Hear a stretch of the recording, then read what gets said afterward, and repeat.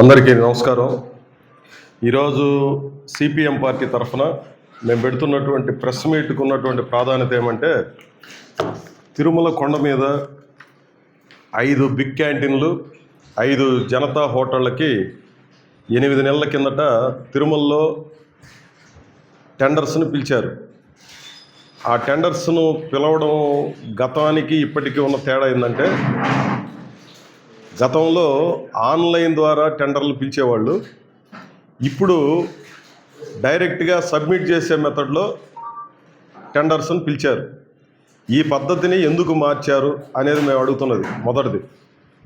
రెండవది వచ్చేసి, స్థానికులకి ఎవరికి అర్హత లేకుండా చేయడం అనేదే లక్ష్యంగా తమకు కావలసినటువంటి వాళ్ళకి తాము ఎవరికైతే ఇవ్వాలని అనుకుంటున్నారో వాళ్ళకి వచ్చేటువంటి పద్ధతిలో కండిషన్స్ను పెట్టారు. మొదటిదేమో ఆన్లైన్ అనేది పారదర్శకంగా ఉంటుంది అనేది మనకందరికి కూడా తెలిసింది. దాన్ని రద్దు చేశారు. దాన్ని ఎందుకు రద్దు చేశారో సమాధానం చెప్పాల్సినటువంటి అవసరం ఉంది. రెండవది వచ్చి కొన్ని కండిషన్స్ పెట్టారు. ఆ కండిషన్లో మొదటిది ఏమంటే, 10 సంవత్సరాల అనుభవం ఉండాలి. మంచిదే. 10 సంవత్సరాలు కాదు, 50 సంవత్సరాల అనుభవం ఉన్నటువంటి వాళ్ళు కూడా తిరుమల కొండ మీద హోటళ్ళు నడుపుతున్నటువంటి అనుభవం ఉన్నటువంటి వాళ్ళు స్థానికులు చాలామంది ఉన్నారు. తిరుపతిలో కూడా ఉన్నారు. కానీ దీనికి అదనంగా చేర్చినటువంటి ఒక నిబంధన ఏమంటే, తిరుమల కాకుండా దేశంలో ఏ ప్రాంతంలోనైనా కనీసం 10 రెస్టారెంట్లు నడిపినటువంటి అనుభవం ఉండాలి అని. అంటే దాని అర్థం ఏంటంటే, తిరుపతోడెవడు దీంట్లో పార్టిసిపేట్ చేయడానికి వీల్లేదు అనేది దాంట్లో క్లియర్గా ఉన్నటువంటిది. అంటే ఇప్పటిదాకా భక్తులకు సేవలు అందించినటువంటి స్థానికులు ఎవరు కూడా దీంట్లో పార్టిసిపేట్ చేయడానికి వీల్లేదు అనేది దాంట్లో సారాంశం. అయినా సరే 31 మంది అర్హులుగా వచ్చారు. దాంట్లో 31 మంది అర్హులుగా వస్తే ఏం చేయాలా? ఎవరైతే హయ్యెస్ట్ బిడ్ వేశారో వాళ్ళకి 1, 2, 3, 4 అని చెప్పి 5 బిగ్ క్యాంటీన్లు ఇచ్చేయాలి, 5 జనతా హోటళ్ళు ఇచ్చేయాలి. అట్లా ఇవ్వకుండా దాంట్లో మా నామ్స్కి అనుగుణంగా 26 మంది లేరు అని చెప్పేసి ఆ కరెక్ట్గా బిడ్ ఓపెన్ చేసే రోజే 26 మందిని అనర్హులుగా ప్రకటించారు బిగ్ క్యాంటీన్లకు సంబంధించి. బిగ్ క్యాంటీన్ అని అంటే ఏదో మనం అనుకునే మామూలు మెస్సో, లేదో లక్ష్మీనారాయణ మెస్సో, లేదంటే ఇక్కడ మనకు రకరకాల హోటళ్ళు ఉన్నాయి కదా, ఆ హోటల్ లాంటివి అని అనుకునేవాళ్ళు. నెలకి 30 నుంచి 45 లక్షల రూపాయల రెంట్ చెల్లించేటివి బిగ్ క్యాంటీన్లు అని అంటే. ఊరికి ఆషామాషి వ్యవహారం కాదు. 30 లక్షల నుంచి 45 లక్షల రూపాయలు ఒక నెలకి రెంట్ చెల్లించే వాటిని బిగ్ క్యాంటీన్ అంటే చాలా పెద్ద హోటల్ అని అర్థం. అంత పెద్ద అమౌంట్ చెల్లించేదానికి వాళ్ళని ఎట్లా ఎంపిక చేశారంటే, 26 మందిని అనర్హులుగా ప్రకటించేసి 5 మందిని ఎంపిక చేసుకొని 5 మందికి డిప్ సిస్టమ్ పెట్టారు. ఇంకా 5 మందికి డిప్ సిస్టమ్ పెట్టడం ఏముంది? ఉండేది 5 హోటళ్ళు, అర్హులుగా నిర్ణయించినటువంటి వాళ్ళు 5గురు. ఆ 5 మందికి ఎవరికి ఎక్కడ బిగ్ హోటల్ అనేదాన్ని డిప్ సిస్టంలో పెట్టారు. ఇది 8 నెలల నుంచి సాగుతున్నటువంటి ఒక తంతు. తిరుమల కొండ మీద ఆ 5 హోటళ్ళు ఈరోజు దాకా తెరవలేదు. ఇంకొక జనతా హోటళ్ళు 5 తెరవలేదు. 10 హోటళ్ళు 8 నెలలుగా ఫంక్షనింగ్ లేని కారణంగా 16 కోట్ల రూపాయల నష్టం జరిగింది టీటీడీకి. దీనికి ఎవరిది బాధ్యత అనేది మొదటి ప్రశ్న నేను వేస్తున్నాను. టీటీడీ బోర్డు బాధ్యత తీసుకుంటుందా? టీటీడీ ఉన్నతాధికారులు బాధ్యత తీసుకుంటారా? మీ యొక్క అవసరాల కోసం, మీ వాళ్ళకి మీరు ఇవ్వడం కోసం, అయిన వారికి ఆకుల్లో కాని వారికి కంచాల్లో అని చెప్పి సామెత ఉంది కదా, అట్లా మీకు నచ్చినటువంటి వాళ్ళ కోసం కట్టబెట్టడం కోసం భక్తుల ప్రయోజనాలని, వెంకటేశ్వర స్వామి ప్రయోజనాలని, టీటీడీ సమిష్టి ప్రయోజనాలని అన్నిటినీ కాలదన్ని మీకు కావలసినటువంటి వాళ్ళ కోసం ఈ రకంగా పద్ధతులు మార్చడం అనేది ఏ రకమైనటువంటి న్యాయమో టీటీడీ ఉన్నతాధికారులు, బోర్డు చైర్మన్ గారు సమాధానం చెప్పాల్సినటువంటి అవసరం ఉందని చెప్పి మేము అడుగుతున్నాం. అదే మాదిరి 10 మందిని ఎంపిక చేశారు. వాళ్ళు ఎంపిక చేసి ప్రకటన చేశారు. ఈ 10 మంది లిస్టు ఇది. ఈ లిస్టులో వాళ్ళు చెప్పినటువంటి నిబంధనలకు అనుగుణంగా లేరు. ఇది కూడా ఒక ముఖ్యమైనటువంటిది. మీరు చేసిన దాంట్లో పారదర్శకత ఉంది. ఇప్పుడు మీరు చెప్పిన ప్రకారమే చేశానంటే కూడా ఒక పరిశీలన జరిగింది. ఆ పరిశీలనలో తేలింది ఏమంటే, ఇప్పుడు ఉదాహరణకి అడయార్ ఆనంద్ భవన్ A2B వాళ్ళు ఉన్నారు, శ్రీవత్స బిగ్ క్యాంటీన్ ఇచ్చారు, వీళ్ళకి అర్హత ఉంది. వాళ్ళు చెప్పినటువంటి నామ్స్ ప్రకారం వీళ్ళకి అర్హత ఉంది. ఇంకొకరు ఎవరంటే Sankalp recreation private limited, Gujarat వాడు, వాడికి అర్హత ఉంది. ఆ ఇద్దరు కంపెనీలకు అర్హత ఉంది. మిగిలిన వాళ్ళకి ఊరికి అర్హత లేదు. వీళ్ళు కూడా వాళ్ళు కాదు నడిపేది, గుజరాత్ వాళ్ళు వచ్చి ఇక్కడ నడపడం కాదు. ఇక్కడ ఉన్నటువంటి పెద్ద మనుషులు దీనికి బినామీలు, అన్నిటికీ బినామీలు ఉన్నారు. ఇది అందరికీ తెలిసిన రహస్యమే, బహిరంగ రహస్యమే. ముంబై నుంచి వచ్చేశారు, పూణే నుంచి వచ్చేశారు, గుజరాత్ నుంచి వచ్చేశారు. వాళ్ళందరినీ అర్హులుగా ఇక్కడ తేల్చారు. ఒక ఆయనేమో పృథ్వీ హాస్పిటల్ సర్వీసెస్ మహారాష్ట్ర పూణే నుంచి వచ్చేసాడు, ఆయన అర్హత సాధించాడు. ఇంకొక ఆయన నవీ ముంబై మహారాష్ట్ర నుంచి వచ్చాడు, ఆయన అర్హత సాధించారు జనతా హోటల్కి. తెలంగాణ నుంచి వచ్చాడు ఒక ఆయన, ఆయన అర్హత సాధించాడు. ఇంకొక ఆయన అంబర్పేట హైదరాబాద్ నుంచి వచ్చాడు, ఆయన అర్హత సాధించారు. విజయవాడ నుంచి ఒక ఆయన వచ్చి ఉన్నారు, ఆయన అర్హత సాధించాడు.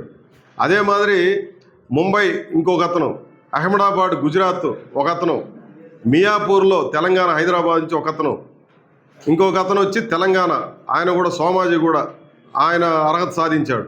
ఇంకొక ఆయన చెన్నై తమిళనాడు, ఈ అడయార్ ఆనందభవన్. అంటే వీళ్ళు చెప్పిన నామ్స్కి అనుగుణంగా ఇద్దరు మాత్రమే ఉన్నారు. మిగిలిన వాళ్ళు నామ్స్ లేకపోయినా ఎట్లా ఎంపిక చేశారు? ఇప్పుడు ఉదాహరణకి మేము అడిగేది ఏమంటే, వెజిటేరియన్ హోటల్స్ నడిపినటువంటి చరిత్ర ఉండాలి, 10 సంవత్సరాల అనుభవం ఉండాలి, 100 కెపాసిటీతో ఉన్నటువంటి సామర్థ్యం ఉన్నటువంటి హోటళ్ళు నడపాలనే దాంట్లో నామ్స్లో పేర్కొన్నటువంటిది. కానీ ఇక్కడ చూడండి, పూర్తిగా డాబా నడిపేవాళ్ళు, సంతోష్ డాబా ఎక్స్క్లూజివ్ అడ్రస్ వచ్చి lower ground, Alluri complex, Kukatpally main road, Hyderabad, అక్కడి నుంచి వచ్చారు. ఈడు dhaba no vegetarian hotel, non vegetarian restaurants నడుపుతూ ఉంటాడు, అతన్ని ఎంపిక చేశారు డాబా నడిపేవాడు. కానీ నామ్స్లో ఏమైనా పెట్టారు, నాన్ వెజిటేరియన్ నడిపేవాళ్ళు, డాబాలు నడిపేవాళ్ళు, లేదంటే ఇట్లాంటి వాళ్ళు అర్హులు కాదు అని చెప్పారు, పూర్తిగా పెట్టారు. అదే మాదిరి పూణే నుంచి వచ్చినటువంటి వాడు అడ్రస్సే లేదు, వాడు ఎవడో కూడా తెలియదు. ఆ అడ్రస్లో గూగుల్లో చెక్ చేస్తే ఆ అడ్రస్లో అట్లాంటిదేమి కనబడినటువంటి పరిస్థితి లేదు. రాఘవేంద్ర ప్యూర్ వెజిటేరియన్ హైదరాబాద్లో, అసలు వాడికి రెస్టారెంట్లే లేవు. ఎట్లా ఎంపిక చేస్తారు వీళ్ళందరినీ? వీటన్నిటినీ విజిలెన్స్ వాళ్ళు తనిఖీ చేశారా లేదా? అసలు ఏం జరుగుతూ ఉంది టీటీడీలో అంటే, మీకు నచ్చినటువంటి వాళ్ళకి టీటీడీలో ఉన్నటువంటి ఒక ముఖ్యమైనటువంటి ఉన్నతాధికారికి, ఒక బోర్డు సభ్యుడికి, లేదంటే ఇట్లా రకరకాల వాళ్ళకి వాళ్ళ బంధువులకో స్నేహితులకో ఇష్టానుసారంగా ఇచ్చేశారు. స్థానికుల ప్రయోజనాలు పోయినా పర్వాలేదు, ఏం జరిగిపోయినా పర్వాలేదు, మా వాళ్ళకి మేలు చేయడమే మా లక్ష్యం అన్నట్టుగా ఇది జరిగింది. ఇది ఒక తంతు అయితే, అంటే ఎంపిక చేయడంలోనే చాలా తప్పులు జరిగినాయి. నెంబర్ 1, దీని మీద కోర్టులో నడుస్తోంది. 8 నెలలుగా పూర్తిగా తెరవలేదు, మూత వేస్తున్నారు. దీని కారణంగా భక్తులు తీవ్రమైనటువంటి ఇబ్బందులు పడుతుంటే మొత్తం రద్దు చేసి రీటెండర్స్ని పిలవాల్సింది పోయి దాన్నంతా కూడా చలామణిని చేసే కార్యక్రమం జరుగుతోంది. ఇదొకటి. ఈ ఇచ్చినటువంటి లైసెన్సులు తీసుకున్నారు కదా పెద్ద మనుషులంతా కూడా, ఈ 10 మంది, ఏళ్లలో అత్యధికులు ఏం చేస్తూ ఉన్నారు, విచ్చలవిడిగా నిర్మాణాలు చేస్తున్నారు, అక్కడ కొట్టేసి చేస్తున్నారు. టీటీడీలో ఉన్నటువంటి నిబంధన ఏమి, టీటీడీ బిల్డింగ్స్ని ఒక్క ఇటుక రాయి కూడా తీయడానికి వీళ్ళే. ఏమైనా మార్పులు చేయాలంటే టీటీడీ ఇంజనీరింగ్ విభాగం, రెవెన్యూ వాళ్ళు, ఇట్లాంటి పంచాయతీ వాళ్ళకి అప్లై చేసుకొని వాళ్ళ అనుమతులు తీసుకొని వాళ్ళే వచ్చి చేయడం అనేది సిస్టమ్. కానీ వీళ్ళు ఏం చేస్తున్నారు, ఉదాహరణకు నేను చూపిస్తాను చూడండి. కౌస్తుభం గెస్ట్ హౌస్, ఇది కౌస్తుభం గెస్ట్ హౌస్, 500 రూములు ఉంటాయి. కౌస్తుభం గెస్ట్ హౌస్లో పైన 500 రూములు ఉంటాయి. కిందన గ్రౌండ్ ఫ్లోర్లో ఎలివేషన్ కోసం మొత్తం కొట్టేస్తున్నారు వీళ్ళు. ఎలివేషన్ కోసం కిందన, అంటే ఎంత ప్రమాదం అంటే ఇదేం కనపడదా టీటీడీ వాళ్ళకి? విజిలెన్స్ వాళ్ళు ఏం చేస్తున్నారు, రెవెన్యూ వాళ్ళు ఏం చేస్తున్నారు, ఇంజనీరింగ్ విభాగం వాళ్ళు ఏం చేస్తున్నారు, ఎందుకు దీనిని అనుమతించారు అనేది వాడతా అంటే కిందన కొట్టేస్తున్నారు. ఇదే మాదిరి కౌస్తుభం గెస్ట్ హౌస్ ఇంకొక యాంగిల్లో తీసినటువంటి ఫోటో. టీటీడీ అనుమతులు తీసుకున్నారా మొదటిది, రెండవది అనుమతులు తీసుకున్నారా లేదా టీటీడీ ప్రకటించాలి. ఈ కండిషన్స్లో పెట్టున్నారు. ఒక్కటి కూడా చిన్న మార్పు చేయడానికి వీల్లేదు అని చెప్పి కండిషన్స్లో పెడితే అసలు కిందన నిర్మాణమే మార్చేస్తూ ఉంటే ఎలివేషన్ కోసం రేపొద్దున అంత పెద్ద బిల్డింగ్కి ప్రమాదం జరిగితే ఎవడు దానికి బాధ్యత వహించాలా అనే దానికి లేదు. ఇదే మాదిరి మేదరమెట్లో కూడా చూడండి ఏ రకంగా కన్స్ట్రక్షన్ చేస్తున్నారు. టీటీడీలో ప్రైవేట్ తిరుమల కొండ మీద ప్రైవేట్ ఆస్తులే లేవు. మబ్బురామరెడ్డి ఎమ్మెల్యేగా ఉన్నటువంటి రోజుల్లోనే ఆయనది ఒక స్టార్ హోటల్ ఉంటే ఎమ్మెల్యేను కూడా చూడకుండా కొట్టాడు, పారేసి కింద పంపించేశారు. ఎన్నిసార్లు సుప్రీంకోర్టు దాకా పోయినాడు ఆయన, ఎంతంతో చేశాడు, ఏమిలే. ఆఖరికి మొత్తం ఖాళీ చేసుకొని దండం పెట్టి టీటీడీకి అప్పచెప్పి వచ్చేశాడు. ఇప్పుడేం జరుగుతూ ఉంది? ఇప్పుడు టీటీడీ బోర్డులో మన భానుప్రకాష్ రెడ్డి గారు పెద్ద మనుషులు చాలా సందర్భాల్లో మాట్లాడుతున్నారు. మేము కావలి కుక్కలు, టీటీడీలో జరుగుతున్నటువంటి వీటన్నిటిని కూడా ఎదుర్కోవడానికి మేము తినము, ఇంకొకటి తినేమని. దీన్ని ఏమంటారు? వీళ్ళందరూ ఏం చేస్తున్నారు? ఈ పెద్ద మనుషులు కావలి కుక్కలుగా ప్రకటించుకున్నటువంటి వీళ్ళందరూ కూడా టీటీడీ బోర్డులో తీర్మానాలు చేస్తున్నారు వాళ్ళకు అనుకూలంగా. ఇది చాలా అన్యాయమైనటువంటిది, అధర్మమైనటువంటిది. ఇష్టానుసారంగా జరుగుతున్నటువంటి ఈ పద్ధతిని మొత్తం మార్చాలని చెప్పి నేను కోరుతున్నాను. అదే మాదిరి మీరు చూడండి, వీటిల్లో అన్నీ ఉన్నాయి వివరాలు మేము ఇచ్చినటువంటి నోట్లలో. కాబట్టి రీటెండర్లు పిలవండి అనేది మేము కోరుతున్నాం. అదే మాదిరి సన్నిధానం బిగ్ క్యాంటీన్ మీద టీటీడీ బోర్డుకు ఎందుకు అంత ప్రేమ అని చెప్పి ఇచ్చాడు. రెండో దీంట్లో సన్నిధానం బిగ్ క్యాంటీన్లో ఏం జరిగింది? వాళ్ళు కట్టాల్సింది 27,37,600 రూపాయలు ఒక నెలకి. వాళ్ళు గత కొన్ని నెలలుగా ఈ డబ్బులు 3.5 కోట్లు ఇప్పటికి బాకీ, 3.5 కోట్లు. కానీ కండిషన్స్లో ఏముంది? ప్రతి 100 రూపాయలకి 2 రూపాయలు పెనాల్టీ వేసి వసూలు చేయాలనేది కండిషన్స్లో ఉంది. ఆ కండిషన్స్ కాపీలన్నీ మీకు ఇచ్చినారు చూడండి. 100 రూపాయలకి 2 రూపాయల చొప్పున జరిమానా వేసి మేము వసూలు చేస్తాము కట్టకపోతానంటే 3.5 కోట్లు కట్ల. వీళ్ళు ఏం చేశారంటే తమకిచ్చినటువంటి స్థలమే కాకుండా అదనంగా 201 స్క్వేర్ మీటర్ల స్థలాన్ని ఆక్రమించి 15 చెట్లుంటే పెద్ద పెద్ద చెట్లు, ఎప్పుడో పురాతన కాలం నుంచి చెందిన చెట్లుంటే చెట్లు కొట్టేసి, మేము చెప్పడం కాదు, ఒక ఆయన కోర్టులోనే వేసి ఉన్నాడు వీళ్ళ మీద ఏ చర్యలు లేవు టీటీడీలో అని. టీటీడీ కూడా బోర్డుకు పెట్టిన దాంట్లో సమాధానం చెప్పింది 15 చెట్లు లేవు, 6-7 చెట్లు ఉన్నాయని. అంటే 15 చెట్లు కొట్టేస్తే పెద్ద తప్పు, 6-7 చెట్లు కొట్టితే తప్పు లేదా? 6-7 చెట్లు కొట్టేశారు, దాని మీద మేము ఫైన్ వేసాము, 1.5 లక్షల రూపాయలు ఫైన్ వేసాము అని చెప్పారు. టీటీడీ స్థలాన్ని డైరెక్ట్గా ఆక్రమణ చేయడమే కాకుండా ఒక షెడ్డే కట్టేశారు, అక్కడ షెడ్ కట్టేశారు, నిర్మాణాలు కూడా చేపట్టేశారు. ఇది ఎప్పుడు తెలిసింది? ఇంజనీరింగ్ వాళ్ళు పోయి తనిఖీ చేసినప్పుడు బయటపడింది. బయటపడిన తర్వాత వాళ్ళు ఏం చేశారు? ఇమ్మీడియట్గా వాళ్ళకి పిలిచి ఇది ఎట చేస్తారు మీరు అని చెప్పి వివరణ అడిగితే వివరణ కూడా ఇవ్వాలి. మీకు వివరణ కూడా ఏమో మీ దిక్కును కాడు చెప్పుకోండి అన్నట్టుగా వాళ్ళ ప్రవర్తన. అంటే ఎవరుండాలి వీళ్ళ వెనకాల? ఇంత అహంభావంతో ప్రవర్తించేటువంటి తీరు తిరుమల కొండ మీద గతంలో ఎప్పుడైనా మనం చూసామా? అందుకని టీటీడీ ఇంజనీరింగ్ విభాగము, విజిలెన్స్ విభాగము, పంచాయతీ వాళ్ళు, ఆ రెవెన్యూ పంచాయతీ అంతా ఉంటే వీళ్ళంతా కూడా పోయి మొత్తం తనిఖీలు చేసి తేలింది ఏమంటే వీళ్ళు ఆక్రమించింది వాస్తవమే, చెట్లు కొట్టేసింది వాస్తవమే. కాబట్టి ప్రతి నెల 7 లక్షల రూపాయలు, అంటే కొట్టిన దానికి ఫైన్ వేస్తూ 7 లక్షల రూపాయలు, ఇక్కడ 27 లక్షలు ఉంది కదా, దానికి అదనంగా ఇంకొక 7,43,000 రూపాయలు కట్టించుకోవాలి ప్రతి నెల అని చెప్పి రికమెండ్ చేశారు.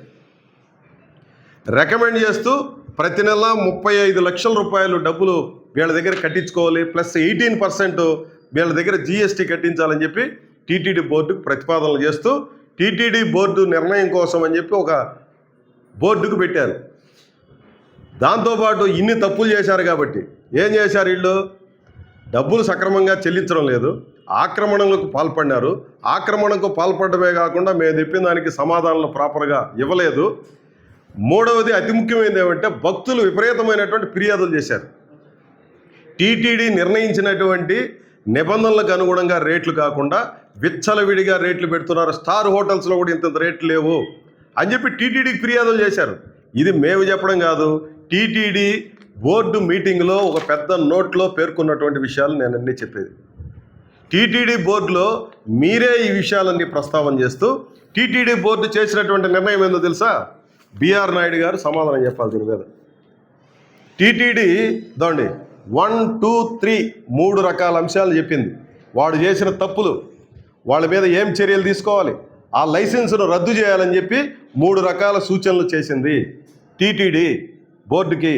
దీని మీద నిర్ణయం తీసుకోండి అని టీటీడీకి పెడితే చూడండి 28/10/2025 సంవత్సరంలో, అంటే ఇప్పటికీ 3-4 నెలలైంది. మనకెవరికి తెలియదు, ఇప్పుడు లేటెస్ట్గా ఇవన్నీ బయటకు వచ్చినాయి కాబట్టి ఇప్పుడు మేము బయట పెడుతున్నాం. అక్టోబర్ నెలలో జరిగినటువంటి బోర్డులో ఏమని నిర్ణయం చేశారు? ఆక్రమణ జరిగినటువంటి రోజు నుంచి కాదు, వాళ్ళ ఫంక్షనింగ్ ఎప్పటి నుంచి ప్రారంభమైందో అప్పటి నుంచి, అంటే దాదాపు ఒక 8 నెలల పాటు వాళ్ళకి పెనాల్టీలు కానీ ఫీజులు కానీ ఏమీ వసూలు చేయబాకండి. ముఖ్యమంత్రి కార్యాలయం నుంచి కూడా లెటర్ వచ్చింది కాబట్టి ఇవన్నీ నేను చెప్పేటివి కాదు, బోర్డు తీర్మానాల్లో పేర్కొన్నటువంటి విషయాలు. దీన్ని పరిశీలన చేయమని చెప్పి ముఖ్యమంత్రి కార్యాలయం నుంచి కూడా చెప్పున్నారు కాబట్టి వాళ్ళకి లైసెన్స్ ఫీజు ఏ ప్రకారంగా ఉందో ఆ ప్రకారం వసూలు చేయండి. రెండవది, వీళ్ళు క్లియర్గా చెప్పింది ఏమంటే వాళ్ళకి ఒక హెచ్చరిక చేసి ఇక మీదట ఇట్లాంటివి చేయబాకండి అని చెబుతూ వాళ్ళకు ఒక హెచ్చరిక చేసి వాళ్ళు విడిచిపెట్టేయండి. ఏమంత ప్రేమ మీకు తప్పులు చేసే వాళ్ళ మీద? మీరు కావలి కుక్కలు కదా, వెంకటేశ్వర స్వామి సొమ్ముని కాపాడే పెద్ద మనుషులు కదా, ఎందుకయ్యా ఇంత ప్రేమ మీకు? ఒక హోటల్లోనే దాదాపు 20-25 కోట్ల రూపాయల అక్రమాలు జరిగినాయని చెప్పి మీరు ఇచ్చినటువంటి డాక్యుమెంట్లు, మేమేమి సిపిఎం పార్టీ చెప్తున్నటువంటి వివరాలు కాదు ఇది. మీ బోర్డులో చర్చించినటువంటి తీర్మానాలు, మీరు చర్చించినటువంటి అంశాలు ఇవన్నీ కూడా మేము చెప్తున్నటువంటిది ఒక్క మాట కూడా మా సొంతం వదిలేదు. మీరు పెట్టినటువంటి నిబంధనలు ఉల్లంఘించింది వాళ్ళు, మీరు పెట్టినటువంటి కండిషన్స్ని తిరస్కరించింది వాళ్ళు, అక్రమాలకు పాల్పడింది వాళ్ళు. ఈ రకమైనటువంటి దాన్ని కఠినంగా వ్యవహరించాల్సినటువంటి టీటీడీ బోర్డు కానీ టీటీడీ ఉన్నతాధికారులు కానీ ఎందుకు ఈ రకమైనటువంటి పద్ధతిలో చేస్తున్నారు? ఎవరు చెప్పాలి సమాధానం? బిఆర్ నాయుడు గారే కిందన సంతకం పెట్టేసిన తర్వాత ఎవరిని అడగాలి? ప్రశ్నించే స్థానంలో బిఆర్ నాయుడు గారు ఉండేది. బిఆర్ నాయుడు గారు వాస్తవంగా ఆ టీటీడీ డబ్బులు కూడా ఏమీ వినియోగించరు, భోజనం చేయరు, కనీసం వెహికల్స్ కూడా ఆయన సపరేట్గా పెట్టుకుంటాడు, పైసా కూడా వాడడం లేదు, చాలా నిబద్ధత కలిగినటువంటి వాళ్ళు అని చెప్పేసి పత్రికల్లో వీటన్నిటిలో చూసాం, మేము కూడా ప్రత్యక్షంగా చూసినాం. కానీ బిఆర్ నాయుడు గారు ఎందుకు సంతకం పెట్టినారు కింద? ఇంత తప్పుని మీరు సమర్థిస్తూ సంతకం పెట్టేస్తారా? యాక్షన్ తీసుకోవాల్సిన స్థానంలో కదా ఉన్నారు. టీటీడీ వాళ్ళు తప్పు చేస్తే వాళ్ళ మీద యాక్షన్ తీసుకోవాల్సిన వాళ్ళు టీటీడీ వాళ్ళు చర్యలు తీసుకోండి అని చెప్పి రికమెండ్ చేసిన దాన్ని మీరు సంతకం పెట్టేది ఏమి న్యాయం? ఇది సరైనటువంటిదేనా? మీరు సమాధానం చెప్పాల్సినటువంటి అవసరం ఉందా లేదా? అందుకని మేము అనేది ఏమంటే ఇంకా టీటీడీ యాజమాన్యం కాదు, టీటీడీ బోర్డు కాదు, రాష్ట్ర ప్రభుత్వం సమాధానం చెప్పాలి దీని మీద. రాష్ట్ర ముఖ్యమంత్రి చెప్పాలి. పవిత్రత గురించి, తప్పుల గురించి, టీటీడీని కాపాడుకోవడం గురించి పదే మీరు చెప్తూ ఉంటారు కదా, మీరు చెప్పండి సమాధానం. వైసీపీ వాళ్ళు కూడా మాట్లాడాలా. ఇట్లాంటి రోజు పేజీల కొద్దీ లడ్డు గురించి లేదా వీటి గురించి అడ్డగోలు మాట్లాడుకోవడం తప్ప నిజంగా జరుగుతున్నటువంటి తప్పుల్ని మీరు ప్రక్షాళన చేసే పద్ధతిలో ఉండారా? ఇట్లాంటి వాటి అన్నింటినీ ఏదో ఒక రకంగా స్కిప్ చేసి అయిపోని చలామణి అయిపోని అన్నటువంటి పద్ధతిలో ఉన్నారా?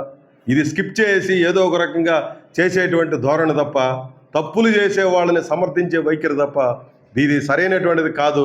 ఇది టీటీడీకి రావాల్సినటువంటి ఆదాయం తగ్గిపోవడం, అక్రమార్కుల్ని వాళ్ళు సపోర్ట్ చేయడం ఏ రకంగానూ సమర్థనీయం కాదు. స్థానికుల పట్ల ఒక నిర్లక్ష్య వైఖరి, తేలిక భావం. ఈ రోజున శ్రీవారి మెట్టు చిరు వ్యాపారులు ఎన్నేళ్లుగా 2 సంవత్సరాలుగా చేస్తున్నారండి పోరాటం. 2 ఏళ్లుగా వాళ్ళు టీటీడీ పరిపాలనా భవనం ఎదురుగా నిరాహార దీక్షలు చేస్తుంటే ఏమని పలకరించే నాదుడు లేదు ఈరోజు దాకా. సామాన్యుడి పట్లేమో మీరు ఈ రకమైనటువంటి వైఖరా? అసామాన్యులు ముఖ్యమంత్రి కార్యాలయం నుంచి రికమెండేషన్లు తెచ్చుకునేవాళ్ళు, గుజరాత్ నుంచి వచ్చేవాళ్ళు, ముంబై నుంచి వచ్చేవాళ్ళు, ఎవడు ఏమైనా చేసుకోవచ్చు ఇక్కడ. దానికి బోర్డు కూడా సమర్థిస్తుందా? ఏమి న్యాయం అండి? వెంకటేశ్వర స్వామి క్షమిస్తాడా మిమ్మల్ని? ఈ రకమైనటువంటి స్థానికులు, కష్టంలో ఉండేవాళ్ళు, లేదా చిన్న చిన్న వస్తువులు అమ్ముకునేవాడు, సోడాలు అమ్ముకునేవాడు, చెనిక్కాయలు అమ్ముకునేవాడు, మిఠాయిలు అమ్ముకునేవాడు, టీ అమ్ముకునేవాడు, ఇట్లాంటి వాళ్ళను 2 ఏళ్లుగా టీటీడీ పరిపాలనా భవనం ఎదురుగా నిరాహార దీక్షలు చేయాలి. ఏమాత్రం చెమట పట్టకుండా మొత్తం వ్యవహారాలు నడిపేసే పెద్ద మనుషులు టీటీడీ బోర్డునైనా ఇన్ఫ్లుయెన్స్ చేస్తారు, టీటీడీ ఉన్నతాధికారులైనా ఇన్ఫ్లుయెన్స్ చేస్తారు, ముఖ్యమంత్రి ఆఫీస్ నుంచి అయినా లెటర్ వచ్చేస్తుంది. ఏమి న్యాయం అండి ఇది? ఇదేనా వెంకటేశ్వర స్వామి మిమ్మల్ని అందరినీ కస్టోడియన్లుగా పెట్టి కాపాడండి వెంకటేశ్వర స్వామి సొత్తునని చెప్తే ఈ రకమైనటువంటి పద్ధతుల్లో చేయడం ఏమి న్యాయం ఇది? ఇది సరైనటువంటిది కాదు. రేపు మా మీద కూడా పెడతారు మళ్ళా అధికార పార్టీ నాయకులు వీళ్ళంతా వచ్చేసి ఏదో ఇది జరిగింది అది జరిగిందని. నిజాయితీగా వ్యవహరించండి. మీరు వెంకటేశ్వర స్వామి దగ్గరైనా నిజాయితీ వ్యవహరించండి. మీరు రోజు పనికిరాని మాటలు, రోజు టైం వేస్ట్ మాటలు, మీ టైం వేస్ట్ చేస్తున్నారు, ప్రజల టైము వేస్ట్ చేస్తున్నారు. ఈ రాష్ట్రానికి పట్టినటువంటి దరిద్రంగా తయారైపోయింది ఈరోజు వీళ్ళు వ్యవహరిస్తూ ఉన్నటువంటి ధోరణిలో. కానీ వెంకటేశ్వర స్వామి దగ్గరైనా నిజాయితీగా ప్రవర్తించండి. తప్పులు చేసినటువంటి వాళ్ళ పట్ల కఠినంగా వ్యవహరించండి. సామాన్యుడి పట్ల, చిన్న వాళ్ళ పట్ల న్యాయంగా వ్యవహరించండి. ధర్మాన్ని రక్షించండి. ఆ ధర్మమే మిమ్మల్ని కాపాడుతుందని చెప్పి ప్రతినిత్యం ప్రచారం చేస్తూ ఉంటారు కదా. ఆ ధర్మం పట్ల ధర్మంగా వ్యవహరించండి అని చెప్పడం కోసమే ఈ ప్రెస్ మీట్ మేము పెట్టాము. దయచేసి ఇది మా దృష్టికి వచ్చినటువంటి ఇట్లాంటి ఇష్యూని మీ దృష్టికి తెచ్చాం. ఇంకా ఏమైనా ఉంటాయి, రకరకాలు ఉంటాయి. ఈరోజు టీటీడీలో ఇట్లాంటి చోట కూడా అధర్మంగా వ్యవహరించడం సమంజసం కాదు. బయటికి రావాలి. ఇట్లాంటి వాటిని ప్రశ్నించే శక్తులు మేము. కాబట్టి అందరితో మాట్లాడినట్లు మాతో మాట్లాడేసి మేము చేసే ఆరోపణల మీద కూడా ఈ రకమైనటువంటి బాధ్యత రాహిత్యంగా మాట్లాడితే అది ప్రజలు కూడా హర్షించరు. దయచేసి దాన్ని దృష్టిలో పెట్టుకొని రాష్ట్ర ప్రభుత్వం కూడా స్పందించాలని చెప్పి నేను కోరుతున్నాను.